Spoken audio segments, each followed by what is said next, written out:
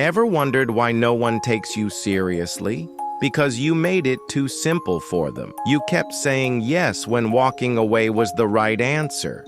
You let the fake ones stay close. You ignored betrayal with a smile.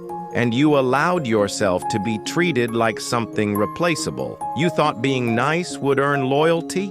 No, niceness earns silence. Respect, true respect, is built by drawing lines, not erasing them. They laughed at you behind closed doors because you let them sit in the front row of your downfall. You called it love. They called it amusement. And the worst part, you still hoped they'd care. Still held on, thinking someday they'd wake up and regret it. Let me say something harsh. They didn't lose you. You lost yourself. You lost your energy, your time, your pride. You placed all your faith in someone who was never really playing the same game. And now you sit, broken, asking, why me? It wasn't them. It was always you. You loved more than you were respected. You gave more than you were valued. You stayed when you should have walked away. That's on you. But this isn't your ending. It's your rewrite. Here's a truth nobody admits. People will stick around as long as they get something.